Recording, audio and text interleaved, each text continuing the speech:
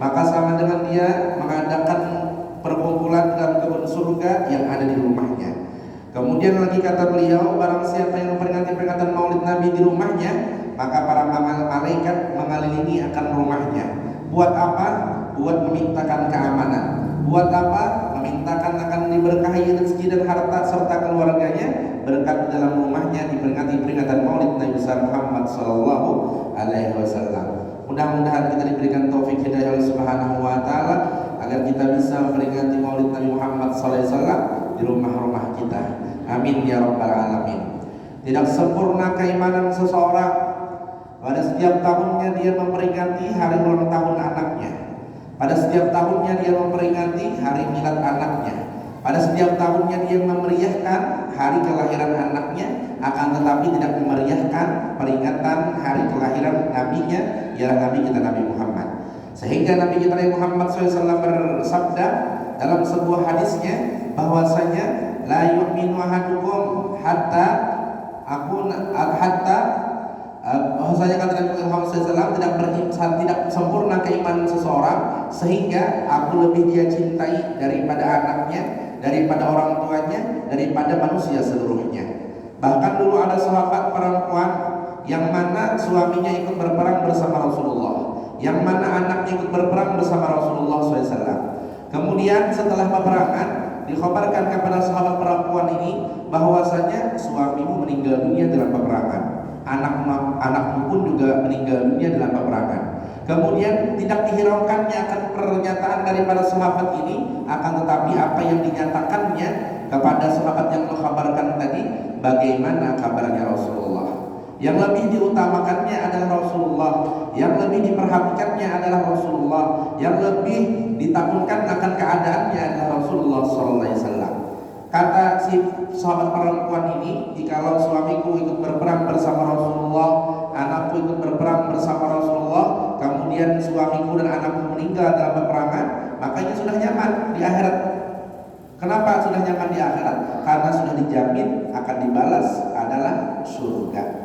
Ghanimahnya adalah surga bagi suami dan anakku. Dibuat apa lagi aku menghiraukan? Buat apa lagi aku memikirkan yang sudah orang itu menjadi ahli surga, suami dan anaknya. Akan tetapi yang dipikirkannya adalah bagaimana keadaan Rasulullah. Berarti pada akhirnya kita garis bawahi sahabat perempuan ini, beliau mencintai Rasulullah melebihi daripada segalanya. Pada akhirnya suaminya pun cinta kepada Rasulullah, bahkan berani wafat ketika peperangan bersama Rasulullah. Anaknya pun menjadi cinta kepada Rasulullah berkat orang tuanya, berkat ibunya yang menjadi madrasatul ula, sekolahan pertama bagi anak-anaknya. Akhirnya sekeluarga cinta kepada Rasulullah sallallahu alaihi wasallam. Maka jadikanlah rumah kita sebagai rumah yang ada tanda cinta kepada Rasulullah SAW. Maka seyogyanya di rumah kita harus ada makamnya Rasulullah, gambar daripada kubahnya Rasulullah, nama daripada Rasulullah. Dikarenakan apa? Dikarenakan itulah bukti cinta kita kepada Rasulullah. Kemudian dalam rumah kita ada sunnahnya Rasulullah, seperti mana makan kita perintahkan kepada anak dan suami bahagian ibu-ibu sekalian, atau bagi pian sebagai suami pian kabarkan kepada istri dan anak-anak pian, wahai suami-suami sekalian, bahwasanya hendaklah hidupkanlah Rasulullah di rumah-rumah kita dengan makan, bacaan, tidur pun juga bacaan, kemudian masuk ke dalam Baitul Khala ketika qada hajat pun bacaan, keluar daripada qada hajat pun bacaan. Maka hiduplah di dalam rumah-rumah kita sunnahnya Rasulullah sallallahu alaihi wasallam. Maka inilah rumah yang dirindukan akan dimasuki oleh Rasulullah. Maka inilah keluarga yang dirindukan oleh Rasulullah agar dipertemukan dengan Rasulullah, bukan hanya di akhirat, bahkan sudah terlebih dulu dipertemukan dengan Rasulullah di dalam ini dunia. Mudah-mudahan kita bisa dipertemukan oleh Allah Subhanahu wa taala dengan Rasulullah sebelum akhirat, ialah di dalam dunia, imma dalam mimpi walaupun dalam dunia nyata. Artinya orang yang bermimpi melihat Rasulullah, man ra'ani fil manam asayarani fil yaqazah. Barang siapa yang melihatku, kata Nabi Muhammad SAW, walaupun hanya dalam mimpinya saja, maka ini orang bakalan melihatku dalam dunia nyata. Dunia nyata di dunia atau dunia nyata nanti setelah barzakh. setelah akhirat, ialah dalam surga bersama Nabi kita Nabi Muhammad SAW.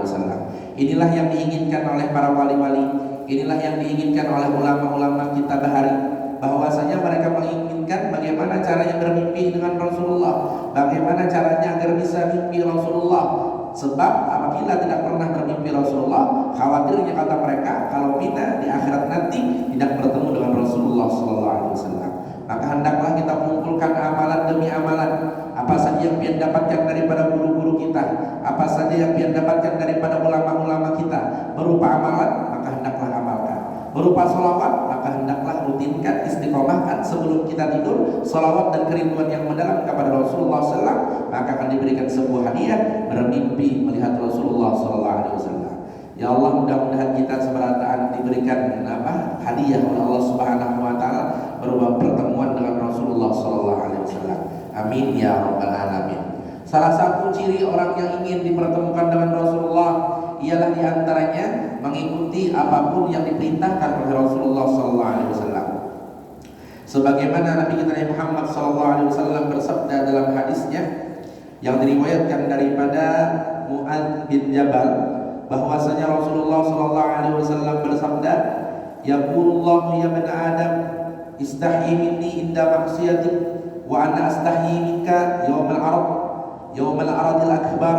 Fala u'adzibka ya bani Adam, tub ilayya aqrabaka karamatal anbiya." Bahwasanya Allah Subhanahu Wa Taala berfirman dalam hadis qudsi yang disampaikan oleh Nabi kita Muhammad SAW, "Wahai anak Adam, wahai para manusia, wahai para hamba, wahai para umatnya Rasulullah SAW, malulah kalian kepadaku, kata Allah, daripada kalian memperbuat maksiat, sebagaimana nanti aku pun juga malu akan menghadap kalian pada hari kiamat yang besar. Maka apabila kalian malu untuk berbuat maksiat, maka aku pun juga malu untuk menghadap kalian." Kemudian Allah Subhanahu Wa Taala memberikan kesempatan bagi kita, tub ilayya, hendaklah kalian bertaubat kepadaku, maka akan aku muliakan kalian sebagaimana kemuliaan para anbiya, ialah para nabi-nabi dan para rasul-rasul. Kita lihat Nabi Adam alaihi salatu wassalam, beliau pun mencontohkan kepada kita. Nabi Adam adalah penentuan manusia.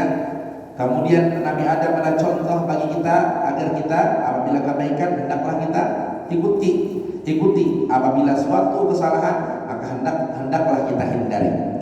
Nabi Adam temakan buah khuldi yang terlarang, padahal itu bukanlah sesuatu buah yang haram sebenarnya, bukanlah hewan yang haram sebenarnya, bukanlah mabuk-mabukan yang diharamkan sebenarnya, cuman buah. Akan tetapi ini buah dilarang oleh Allah Subhanahu Wa Taala untuk memakannya, karena ini adalah buah keabadian. Pada akhirnya Nabi Adam kena bisikan syaitan, karena syaitan ini tidak ingin sendirian di dalam neraka. Dia ingin membawai Nabi Adam agar menjadi teman dalam neraka. Pada akhirnya digodalah Nabi Adam. Kemudian Nabi Adam pun hendak merasai bagaimana rasanya buah khuldi ini. Pada akhirnya Nabi Adam pun terlengah. Pada akhirnya makanlah Nabi Adam makan buah khuldi itu tadi. Karena ini adalah buah terlarang, maka tetap Allah Subhanahu Wa Taala menegaskan daripada apa sebab daripada dilarang. Pada akhirnya dikeluarkanlah Nabi Adam daripada surga, akan tetapi ada hikmahnya. Hikmahnya apa? Adanya kita dijadikan oleh Allah Subhanahu Wa Taala sebagai anak cucunya Adam. Seandainya Nabi Adam dan Sayyidatina Hawa cuma dalam surga saja, tidak keluar daripada surga dan tidak turun ke dunia ini, niscaya tidak ada kita sebagai manusia yang menjadi penghuni bumi ini. Maka hikmah daripada Nabi Adam dikeluarkan dari surga adanya manusia.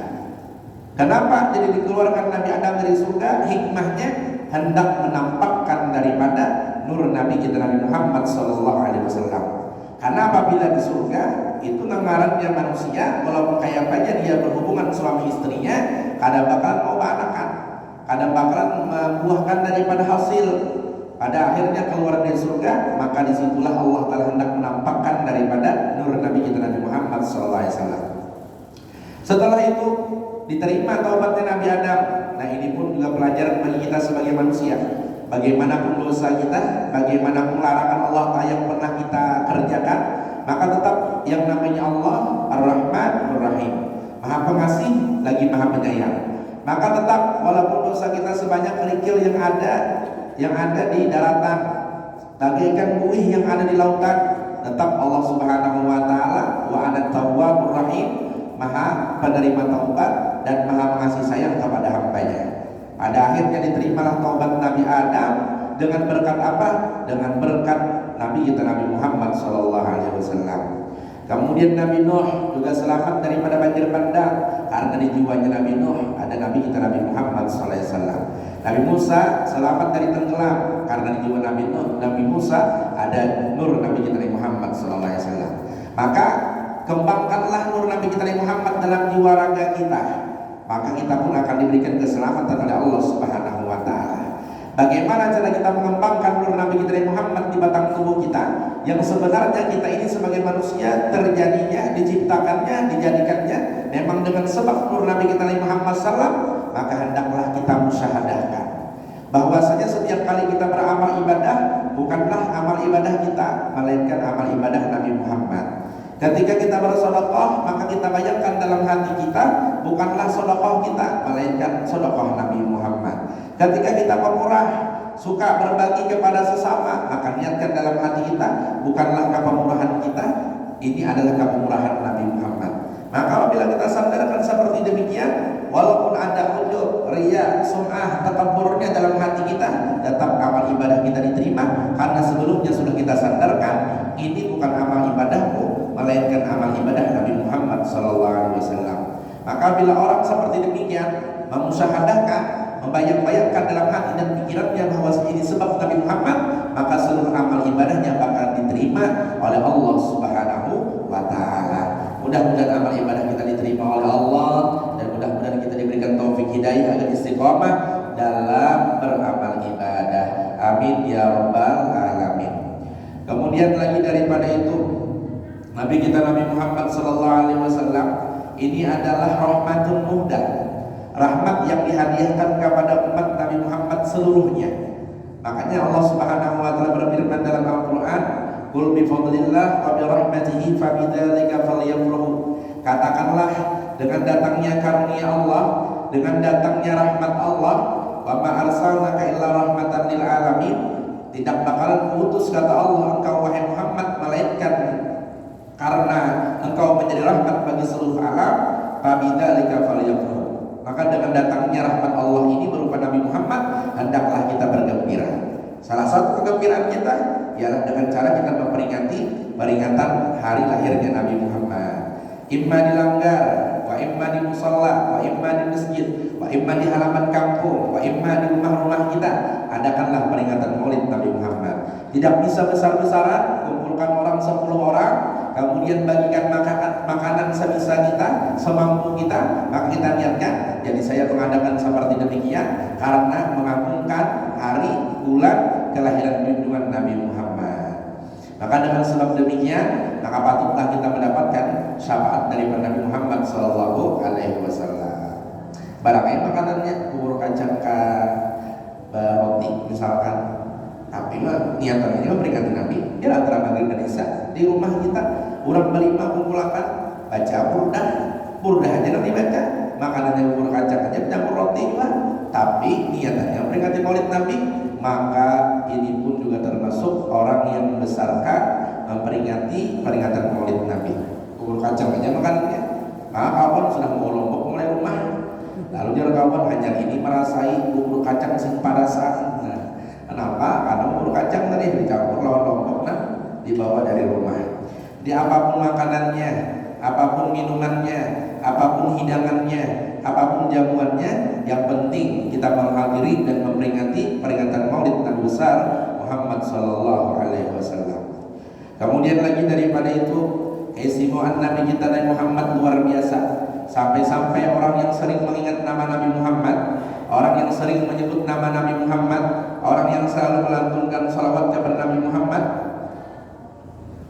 maka orang ini bakalan diberikan oleh Allah Subhanahu wa taala syafaat. Ini ada sebuah cerita bahwasanya anak dan ayahnya melakukan perjalanan dalam berdagang. Kemudian di tengah perjalanan karena ayahnya sudah tua renta, kemudian sudah berumur, pada akhirnya ayahnya ini keuyuhan dan pada akhirnya meninggal dunia di tengah perjalanan. Setelah dikebumikan ayahnya ini, si anak ini bermimpi bahwasanya ayahnya setelah meninggal dunia dirubah muka ayahnya bagaikan khinzir maupun babi. Pada akhirnya dia pun menangis habis-habis tangisan. Kemudian datanglah seorang malaikat. Kemudian dia pun menanyakan kepada malaikat itu tadi, apa kerjaan ayahku ini sampai-sampai setelah meninggal dunia dirubah mukanya seperti demikian. Pada akhirnya kata ini malaikat, gawian ayahmu ini pernah, gawiannya halal aja, tapi pernah hadir di suatu acara yang mana sahibul acara yang punya acara ini gawiannya adalah haram, gawiannya adalah riba. Pada akhirnya ayah kami datang dan makan di dalam rumahnya. Tidak sengaja ayah pun juga termakan yang namanya makanan riba. Maka ayah pun mendapatkan imbasnya, dirubahlah mukanya bagaikan binatang. Maka ini orang yang tidak sengaja. Bagaimana keadaan orang yang bersengaja? Menjadi rentenir, menjadi orang yang mengutangkan uang, yang beranak, cucu dan lain sebagainya, sampai bayar 500, jikalau lebih daripada bulan yang ditentukan, hingga sampai bayarnya itu 1 juta. Nah ini maka bukan hanya lagi dirubah batang tubuhnya menjadi, bukan hanya lagi kepalanya saja yang dirubah jadi binatang, bahkan badannya pun pastilah nanti dirubahkan oleh Subhanahu wa Ta'ala seperti binatang nanti di padang kiamat. Waliyadzubillah. Maka seyogianya jikalau ada keluarga kita yang kerjaannya ada ribawi, menghutangkan uang anak, atau gawian keluarga kita gawiannya adalah daripada menghutangkan 500 bayar 1 juta, maka hendaklah kita stop daripada gawian itu, suruhkan dan perintahkan kepada keluarga kita untuk berhenti menggawi seperti demikian, karena kita takut akan adab api neraka.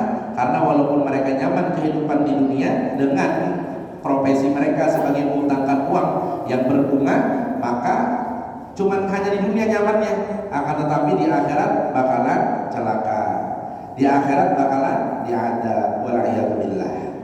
Mudah-mudahan kita diberikan oleh Subhanahu wa Ta'ala rezeki kita yang halalnya aja dan dihindarkan daripada rezeki yang haram. Kemudian datang seorang malaikat mengusap muka ayahnya itu tadi. Kemudian ditanya oleh si anak ini, siapakah engkau? Saya adalah malaikat. Dari mana engkau? Saya dijadikan daripada salawat yang sering dibaca oleh ayahmu. Ayahmu ini setiap kali bergerak, berdiri, berduduk, behereng ke kanan maupun behereng ke kiri, selalu bersalawat kepada Nabi Muhammad sallallahu alaihi wasallam. Akhirnya mendapatkan syafaat, dirubahlah muka ayahnya seperti manusia semula berkat salawat kepada Nabi Muhammad. Kemudian lagi ada lagi daripada tetangga Imam Syibli yang jirannya itu susah menjawab daripada pertanyaan munkar dan nakir. Kemudian kata Imam Syibli, engkau padahal meninggal dalam keadaan Islam, kenapa susah menjawab pertanyaan munkar dan nakir? Ternyata sewaktu hidup di dunia, orang ini jadi susah mulutnya untuk menjawab pertanyaan munkar dan nakir dikarenakan mulutnya sering berdusta. Muntungnya sering melebih-lebihkan daripada perkataan orang.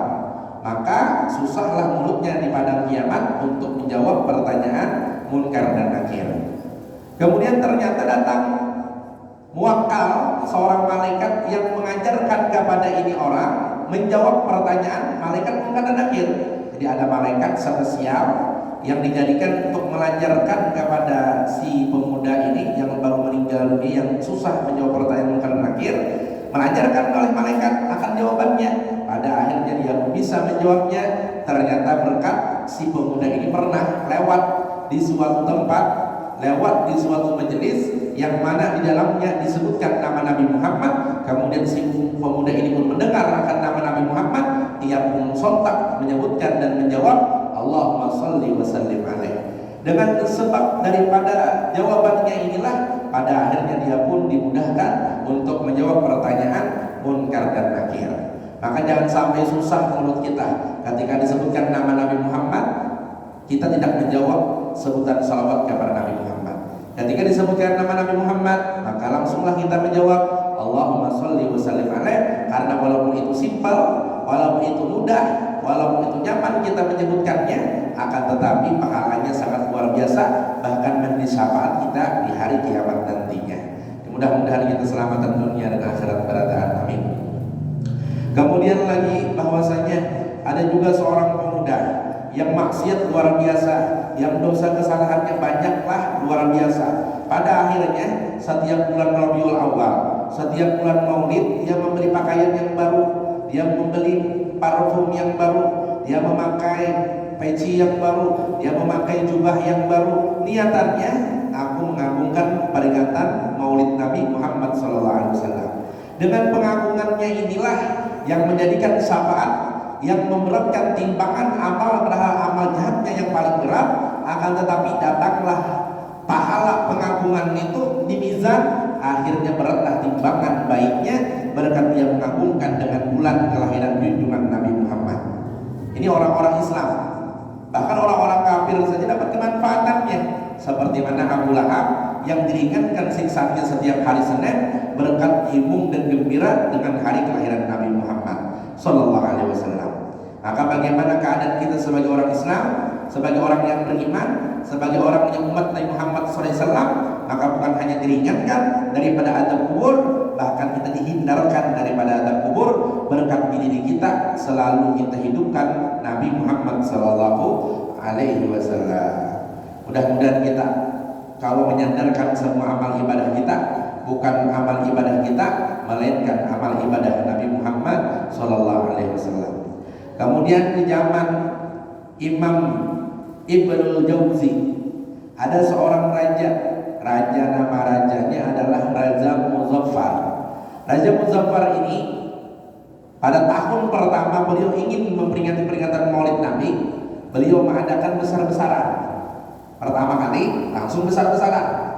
Bagaimana yang dilakukan beliau? Apa saja yang beliau keluarkan ketika peringatan pertama yang beliau adakan besar-besaran? Beliau menyembelih daripada 5.000 ekor kambing. 5.000 ekor kambing. Kemudian beliau lagi menyembelih daripada 10.000 ayam. Kemudian lagi beliau membagikan daripada 100.000 kue yang terbuat daripada keju. Kemudian lagi beliau memberikan dan membagikan daripada 30 piring manisan. Untuk apa? Peringatan Maulid Nabi besar Muhammad Sallallahu Alaihi Wasallam. Pada akhirnya dikira orang tahun akan datang beliau ini bakal bangkrut. Kenapa? Karena acara pertama saja sudah besar-besaran, mengadakannya sampai menyembelih 5.000 kambing, sampai menyembelih daripada 10.000 ayam, 10.000 ikung ayamnya. Ini bakal bangkrut nih, tahun ini ada bakal mengadakan lagi, pasti jarang sudah sering mengadakan. Ternyata tahun kedepannya tambah meriah lagi. Bingung dua di masyarakat, tambah meriah lagi. Setiap tahun beliau adakan tambah meriah. Bahkan selain binatang unta, kambing dan sapi yang beliau sembelih, bahkan beliau membagi-bagikan uang yang paling besar di zamannya. Ibarat kita ini di zaman kita 100.000 lah paling besar uang rupiah Indonesia. Dibagi beliau satu orang 100.000. Bukan hanya ratusan orang yang hadir, bahkan ribuan orang yang hadir. Terus menerus sampai beliau diberikan keberkahan rezeki, sampai harta kekayaan beliau itu pun tidak habis sampai ke anak cucu beliau dan juga diamalkan oleh anak cucu beliau. Maka kita garis bawahi di sini bahwasanya kita memperingati peringatan Maulid Nabi, imma misalkan besar-besaran, imma misalkan kita habis-habisan, maka nanti yang akan membalas harta yang kita keluarkan itu adalah Nabi Muhammad SAW. Apakah lagi kita misalkan mengadakan pengungsian juga di masjid, sedikitnya harta kita mengeluarkan. Jadi seandainya kita kadang mengadakan di rumah, maka banyak-banyak menyumbang di masjid untuk peringatan Maulid Nabi besar Muhammad SAW. Walaupun manusia tidak melihat apa yang kita sumbangkan, walaupun manusia tidak mendengar daripada apa yang kita sumbangkan, tetap Nabi melihat, tetap Nabi mendengar, dan tetap Nabi membalas akan kebaikan-kebaikan kita. Ini luar biasanya faidah daripada peringatan Maulid Nabi besar Muhammad Sallallahu Alaihi Wasallam. Kemudian lagi bahwasanya diceritakan oleh Imam Abdul Wahid bin Ismail bahwasanya di Mesir itu ada seorang kafir. Seorang kafir ini punya tetangga yang Islam, mengadakan peringatan Maulid Nabi besar Muhammad Sallallahu Alaihi Wasallam. pada akhirnya si pasangan suami istri Yahudi ini pun senang dengan peringatan Maulid Nabi Muhammad SAW yang diadakan di rumah orang Islam tetangganya itu tadi. Kemudian tengah malam dia pun tertidur dan bermimpi seakan-akan dia menghadiri peringatan Maulid Nabi yang diadakan oleh tetangganya Islam tadi. Setelah itu ketika berdiri, ketika asroqa, datanglah pemuda yang luar biasa, tampan rupawan yang tidak pernah dilihat sebelumnya, daripada kegagahannya, kebungasannya, ketampanannya, ternyata itu adalah Muhammad Sallallahu Alaihi Wasallam. Kemudian istri Yahudi ini pun mendekati dan mengucapkan salam kepada Nabi. Adalah sontak si istri Yahudi tadi terkejut. Kenapa dia terkejut? Karena Nabi mau menjawab salamnya, dan Nabi mendoakan agar engkau mendapatkan hidayah dan engkau bakal mendapatkan keselamatan pada ini malam. Karena gembira dengan bermimpi melihat Nabi Muhammad SAW, kemudian dia pun terbangun daripada tidurnya. Pada akhirnya dia mencari orang yang bisa mengislamkan dirinya.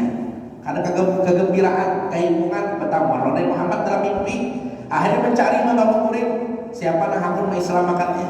Akhirnya nyambut masuk Islam.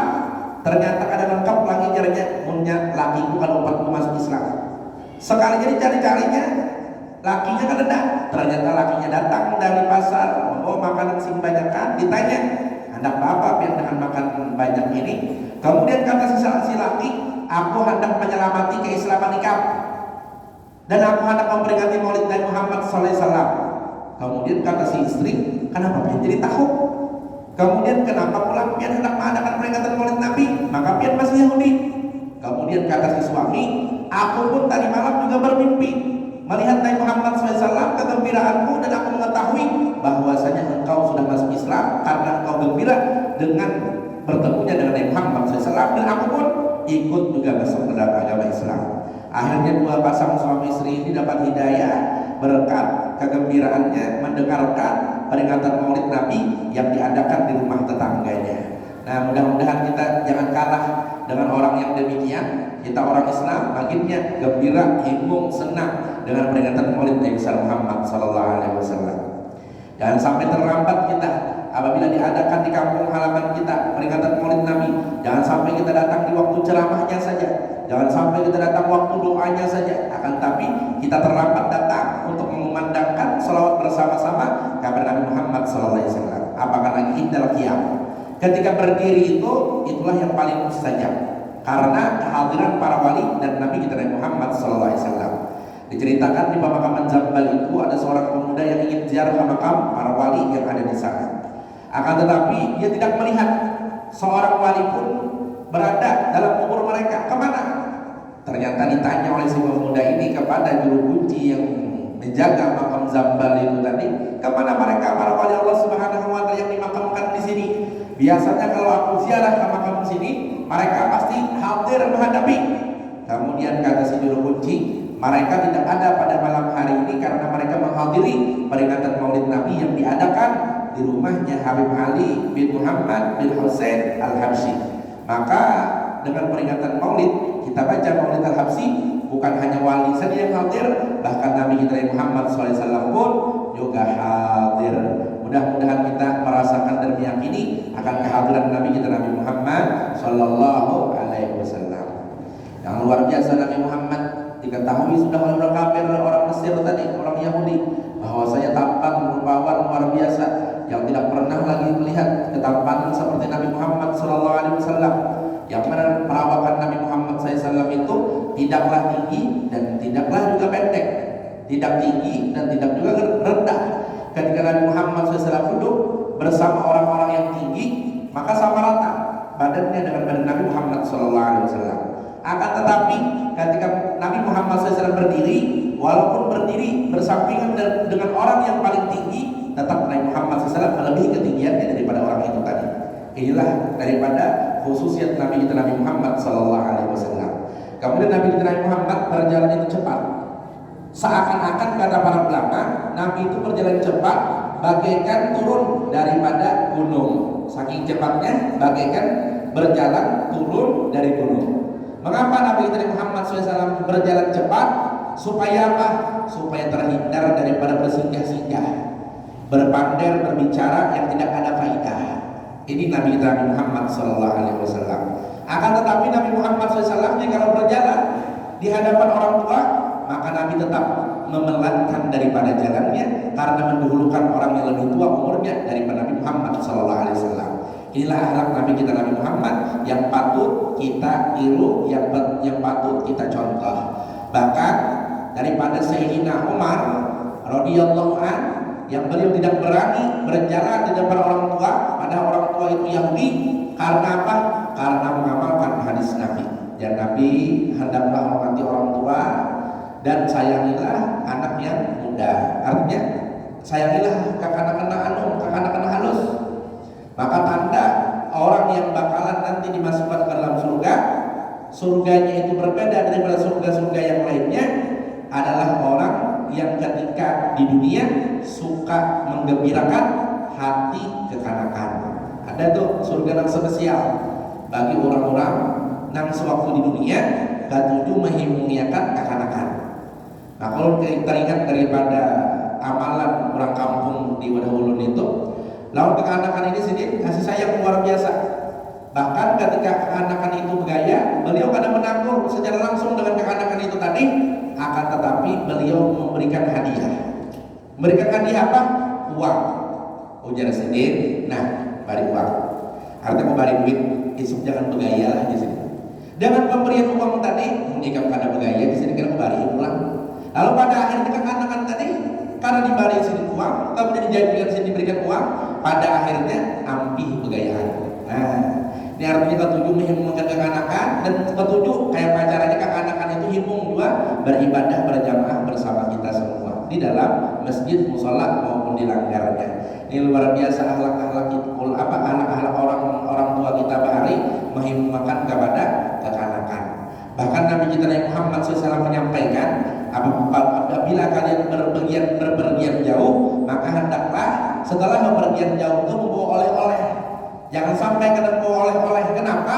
Karena keluarga kalian yang di rumah menunggu-nunggu oleh-oleh dari kalian.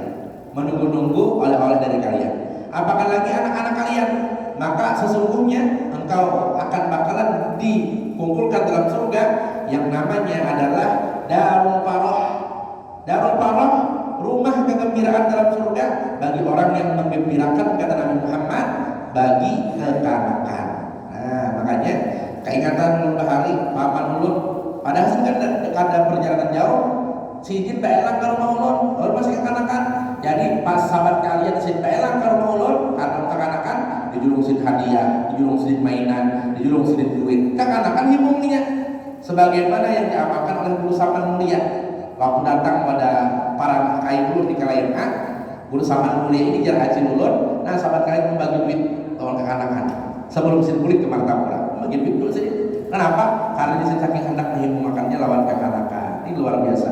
Mudah-mudahan kita bisa bergamatan mengikuti akhlak Rasulullah SAW yang menghormati kepada orang tua dan menyenangkan bagi kekanakan. Amin ya rabbal alamin.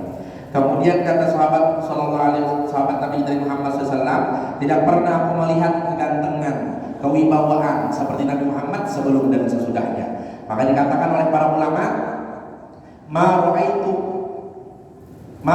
ahadan yuhibbu ahadan kahubbi ashabi Muhammadin Muhammadan. Karena pernah aku melihat kecintaan seseorang kepada seseorang yang begitu besar, sangat luar biasa dibandingkan kecintaan para sahabat dengan Nabi Muhammad SAW yang sangatlah luar biasa. Sampai-sampai kata Sayyidina Ali radhiyallahu anhu, wajah Nabi Muhammad SAW itu putih bercampur dengan kemerah-merahan. Nah, kemudian Nabi Muhammad SAW itu badan Nabi kita Nabi Muhammad bidang. Kemudian Nabi Muhammad SAW luar biasa tegap. Kemudian barang siapa, kata Sayyidina Ali, man ra'ahu badihatan habah wa man khalatahu ma'rifatan ahabbah. Bagi orang yang melihat Nabi Muhammad SAW dari kejauhan itu getar. Apakah lagi orang yang musuh Muhammad, ketakutan sangat luar biasa ada dari kejauhan. Akan tetapi ketika mereka melihat Nabi Muhammad secara dekat, maka bertambahlah rasa cinta, bertambahlah rasa cinta kepada Nabi kita Nabi Muhammad SAW. Makanya Sayyidina Umar sebelum beliau masuk Islam itu sudah ditanamkan beliau di hati ini benci dengan Nabi Muhammad, memusuhi dengan Nabi Muhammad, dari kejauhan pun melihat Nabi Muhammad gentar, ketakutan. Akan tetapi yang namanya hati, kata Sayyidina Umar, tetap kadang-kadang dustai. Ketika melihat Nabi Muhammad secara dekat, bertambah cinta. Besoknya pengen melihat lagi, bertambah cinta. Besoknya ingin melihat lagi, bertambah cinta. Pada akhirnya menjadi sahabat yang disayangi dan dicintai oleh Nabi Muhammad SAW. Ini berkat daripada doa Nabi kita Nabi Muhammad, Allahumma izzal Islam bi ahadil amrayn. Ya Allah, muliakanlah Islam dengan salah satu Islamnya Umar, ialah Umar bin Khattab. Salah satunya adalah Umar bin Hisham, adalah nama lain daripada Abu Jahal. Abu Jahal itu namanya Umar atau Ammar bin Hisham. Akan tetapi dari diri Abu Jahal juga dikabulkan oleh Allah Subhanahu wa taala. Walaupun Abu Jahalnya kada beriman lawan Nabi kita, walaupun Abu Jahalnya kada Islam dengan Nabi kita, tetaplah dari sulbi Abu Jahal lahir seorang sahabat Nabi Muhammad, sahabat yang beriman, sahabat yang Islam, sahabat yang mempercayai dengan kenabian Nabi Muhammad. Siapakah dia? Ialah Sayyidina Ikrimah bin Abi Jahal. Nah, ini luar biasa. Walaupun Abu Jahalnya kada beriman, karena berkat dari percikan doa Nabi Muhammad, ternyata lahir dari Abu Jahal orang yang beriman, bahkan menjadi sahabat Nabi Muhammad. Namanya adalah Sayyidina Ikrimah radhiyallahu anhu. Nah, jadi walaupun jahat orang tuanya, bisa juga anaknya baik. Walaupun pendosa orang tuanya, bisa juga anaknya alim. Nah, jadi kada menutup kemungkinan. Artinya jangan sampai kita putus asa. Walaupun kita banyak dosa, walaupun kita jahat, walaupun dulu kita ahli maksiat, bisa saja kita melahirkan anak yang soleh dan juga solehah dengan didikan kita atau didikan guru-gurunya yang mendidik kepada anak-anak kita. Mudah-mudahan anak-anak kita menjadi anak yang soleh dan solehah pada amin. Kemudian dikatakan oleh Sayyidatuna Aisyah, ketika kata Sayyidatuna Aisyah melihat Nabi Muhammad SAW itu menjahit sendalnya sendiri. Ada mengupahakan, ada menyuruhkan kepada anak perempuan, seraba bisa juga anak, tapi tetap menjahit sendalnya sendiri, dan lagi menjahit pakaiannya juga sendiri. Bahkan mengerjakan pekerjaan rumah sendiri, sampai menyapu rumah Nabi Muhammad SAW lah yang menyapunya sendiri. Artinya, ujar Umar bin Muhammad bin Salim bin Hafid, kita sebagai kepala rumah tangga, sebagai suami, udah berapa puluh tahun kita tidak pernah menyapu rumah kita sendiri. Aur menyuruh bini, babila lagi kita hendak mengumpati Nabi, nang hendak mengungahakan bini, hendak mengungahakan bini, ialah enak babila-bila kita menyapu rumah soranganan, enak babila-bila kita menggosok baju soranganan, enak babila-bila kita mencuci pakaian soranganan. Kenapa nih? Hendak meringankan daripada gawian bini kita. Ini luar biasanya akhlak Nabi kita Muhammad SAW. Ada gengsi menggantikan gawian bini, tetaplah sidin menjahit sandal soranganan dan menjahit baju soranganan dan menggawi pekerjaan rumah pun juga soranganan. Ini luar biasanya Nabi kita Nabi Muhammad SAW. Romantisnya dengan bini dengan cara demikian. Kemudian Nabi Muhammad tidak pernah menyimpan sesuatu untuk besok hari. Jadi seandainya ada rezeki, dibagikan Nabi hari itu tadi. Kemudian besok hari kan dipikirkan Nabi, aku hendak makan apa esok hari, aku minum apa, aku jangan apa, kan dipikirkan Nabi kita Nabi Muhammad SAW. Terkadang Nabi kita Nabi Muhammad pernah lapar, dan terkadang di subuh hari beliau bisa makan. Terkadang beliau jika kalau makan, beliau bersyukur, dan terkadang ketika tidak ada bahan makanan, beliau pun membawa puasa. Dan disitulah aku bisa merasakan yang namanya sifat sabar, kata Nabi kita Nabi Muhammad SAW. Ini luar biasanya Nabi kita Nabi Muhammad.